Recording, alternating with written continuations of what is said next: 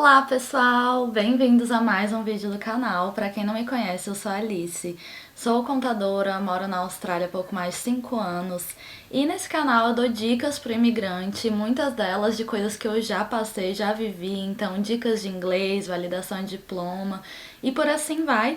E hoje eu vim aqui falar do NAT-CCL, que é uma certificação de tradução que eu tive que tirar nesse processo de imigração. Então fica aqui comigo até o final do vídeo para você pegar todas as dicas dessa prova.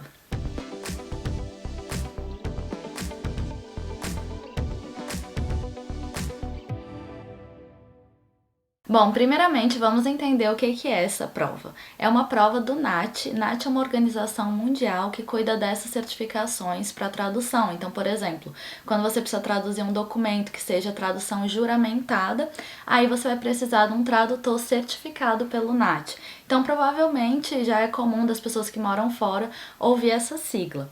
Porém, essa organização tem vários tipos de certificação e uma delas é o NAT-CCL, Credential Community Language, que é sobre o vídeo que eu vou falar aqui hoje.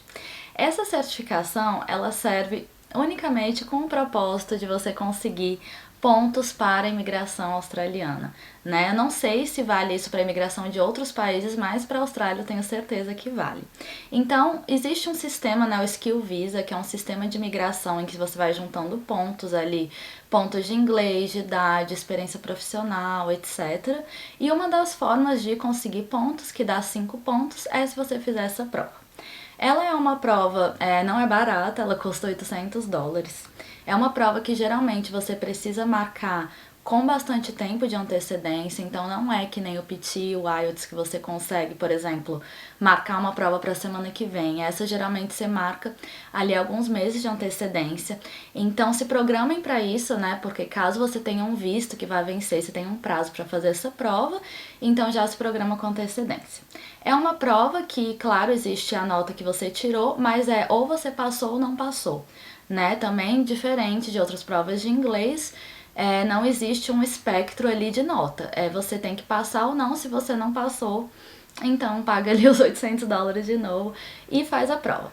Então, acho que muito também por causa do preço e por causa dessa dificuldade de marcar, é melhor estar preparado, né? Então aqui eu vou explicar como que é o formato dessa prova e algumas dicas da experiência que eu vivi. É uma prova rápida de uns 20 minutos. Atualmente ela é online, desde o Covid, né? Na verdade, eu lembro que antigamente você ia presencialmente para um centro fazer a prova. Por conta do Covid eles passaram a ser online e eu vi hoje em dia que no site continua sendo 100% online.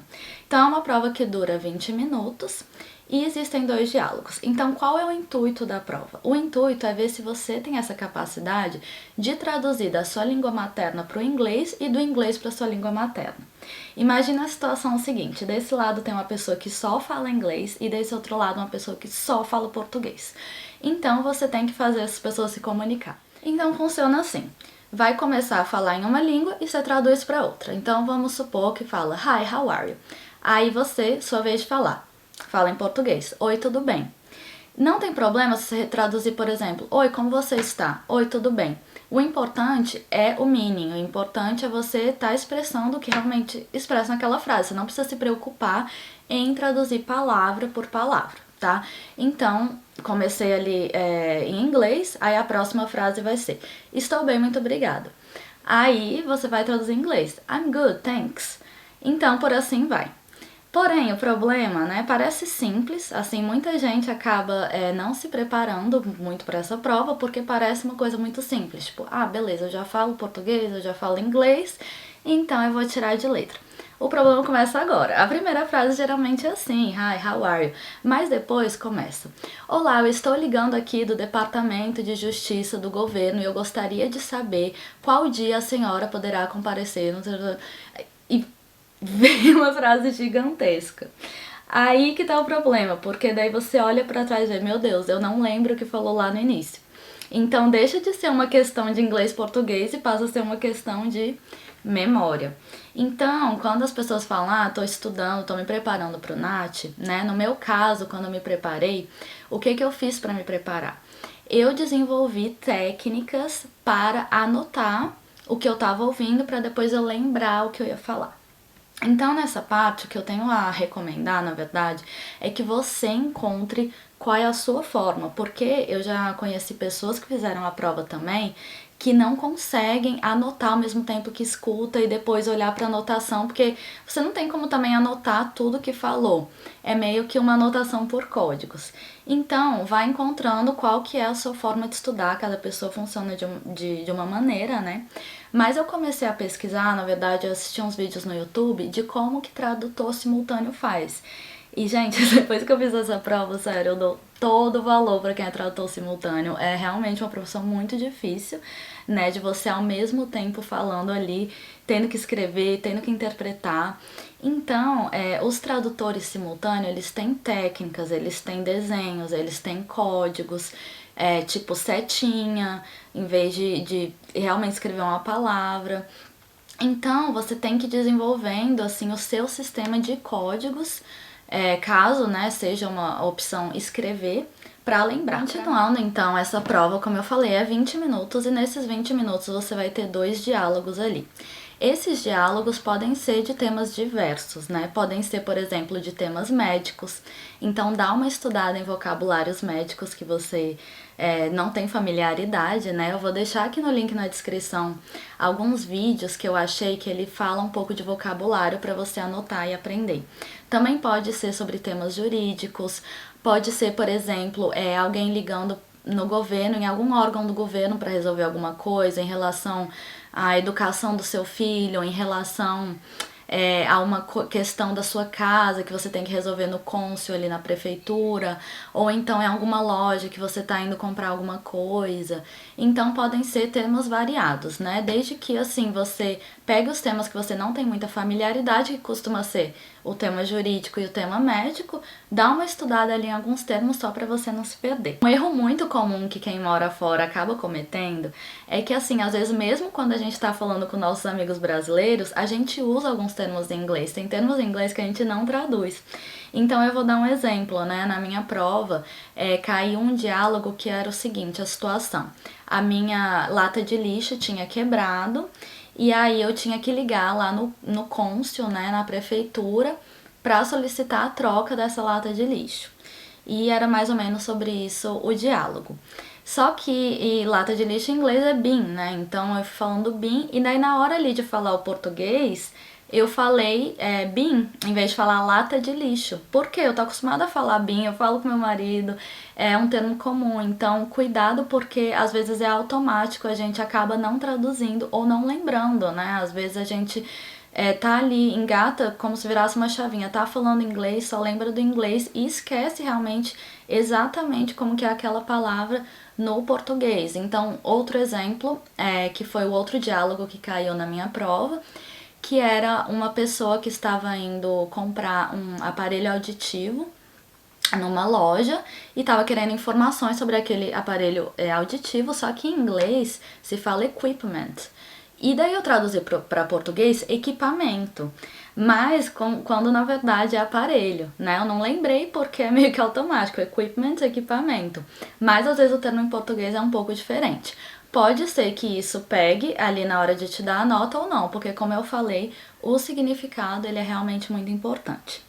Caso aconteça de você cometer um erro e logo depois você perceber que você cometeu esse erro, então você pode falar alguma coisa como correction, ou você pode falar sorry, I'll just repeat this part. Então, alguma coisa que dá para eles a entender que você está repetindo aquela parte, né? Que no meu caso, quando eu falei been, eu percebi na hora que eu tinha falado em inglês, então eu falei correction. Outro artifício legal da prova é que em cada diálogo você tem direito a uma vez apenas pedir para a pessoa repetir o que ela falou. Então, não necessariamente porque às vezes você não entendeu, mas às vezes você não lembra, né? Que eu falei, a maior dificuldade da prova tá em lembrar a frase inteira e depois, né, repetir essa frase inteira em outra língua. Mas cuidado que, como eu falei, a prova ela tem 20 minutos. Então você não pode passar desses 20 minutos, porque senão você tem penalidade na sua nota. E se você ficar se corrigindo, se você pedir para repetir ou se você dá pausas muito longas, pode acontecer. Até porque a pausa muito longa também tem um outro problema, porque logo que você dá o sinal para você falar, você não pode demorar mais de 5 segundos para falar.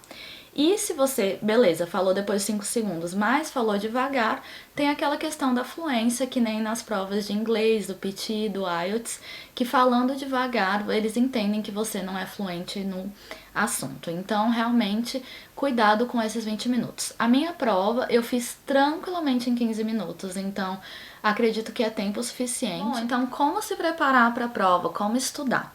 Primeiro, eu recomendo você ouvir alguns diálogos que não seja vídeo, que seja áudio, tipo podcast e tudo mais, tanto em inglês e em português, e tentando traduzir. Então, ouve uma parte, dá um pause e traduz para você pegar esse hábito de traduzir aquilo que você ouviu, porque quando a gente fala inglês, às vezes a gente entendeu 100% do que falou na frase, mas na hora ali não sabe falar exatamente aquilo em português, né? Mesmo que não precisa falar palavra por palavra, mas enfim, pegue esse hábito de escutar alguma coisa e traduzir. Né? A segunda coisa é no próprio site do NAT existem uns materiais, existem uns exemplos de diálogo que você pode utilizar para treinar e também dar uma olhada nos diálogos de outras línguas, mesmo que você não entenda outras línguas que tenha lá, mas eles dão exemplos diferentes. Então, tem um site que eu vou deixar aqui na descrição para vocês, que é um site em chinês que tem vários diálogos. Então, eu não entendo a parte que está em chinês, mas eu entendo ali o inglês e eu sei de que tipo de assunto. Então, quando você vai pegando diálogos que realmente pode cair na prova, você pelo menos vai ampliando o vocabulário e treinando ali a tradução daqueles assuntos. No meu caso, minha maior preocupação era isso, de lembrar o que ia falar. Então, eu desenvolvi um sistema de códigos, uma forma de anotação.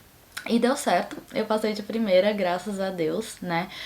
A resposta ela chega no seu e-mail dizendo: você passou, parabéns. E eles já mandam um documento ali no PDF, que é o mesmo documento que você vai utilizar para enviar para a imigração. Bom, se ficou alguma dúvida, deixa aqui nos comentários. E muito obrigada por assistir esse vídeo. Até a próxima!